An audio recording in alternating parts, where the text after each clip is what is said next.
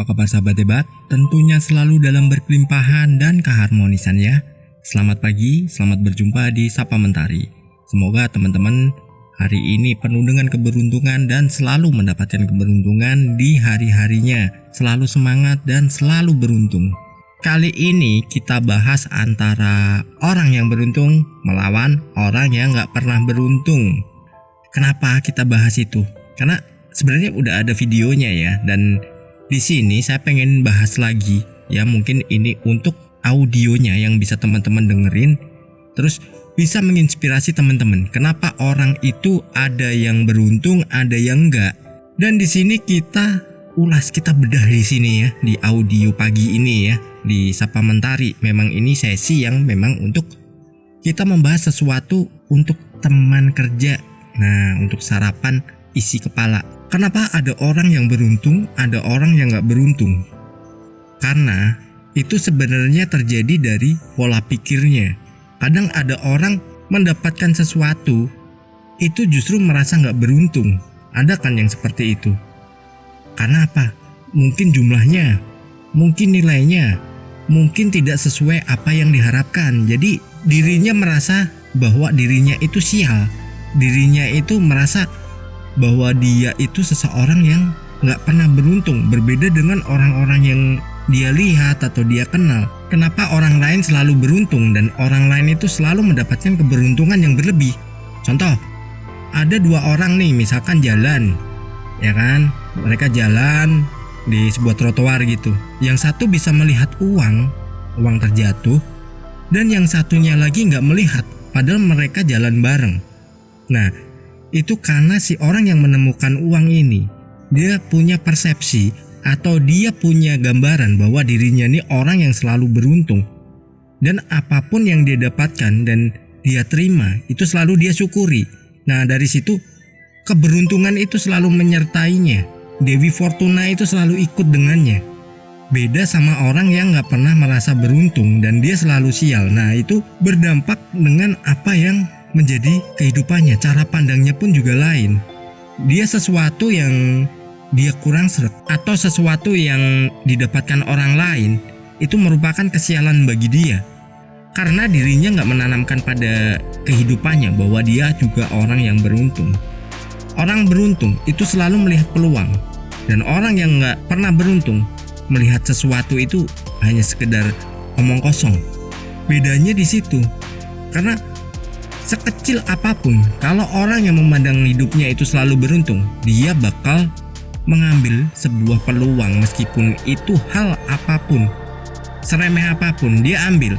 Mungkin berkenalan dengan orang, dia merasa, oh beruntung banget nih gua kenal sama orang itu.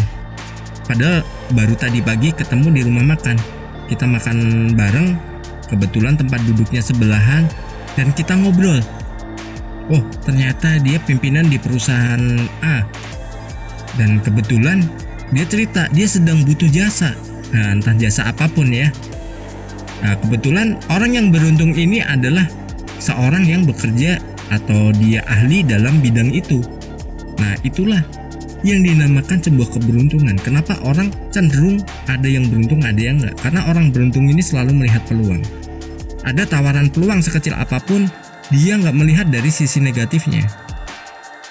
Kadang ada orang nih ditawari peluang, ini loh peluang yang bisa bikin kamu mendapatkan hasil tambahan, atau ini bisa jadi pekerjaanmu.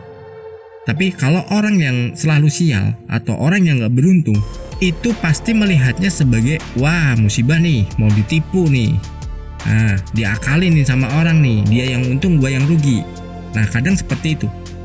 Jadi cara pandang itu menentukan antara kita beruntung dan enggak. Teman-teman bebas kok pilih yang mana, mau jadi orang yang beruntung atau mau jadi orang yang gak pernah beruntung. Gak ada yang salah, karena apa? Itu pilihan, itu bebas.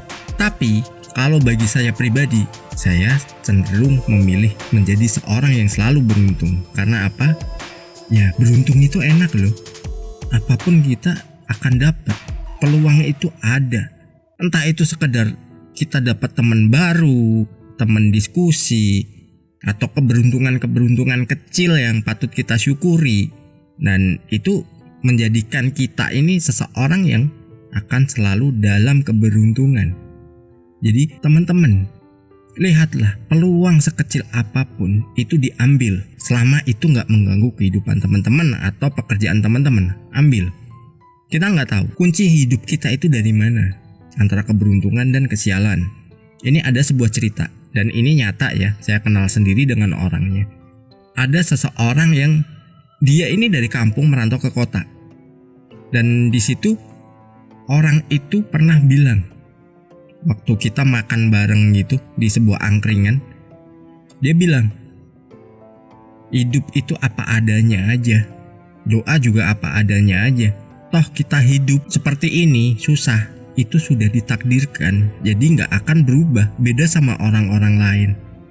Nah, dia sudah menanamkan pada dirinya bahwa dia ini orang yang sial, gak perlu berdoa yang berlebih untuk berubah.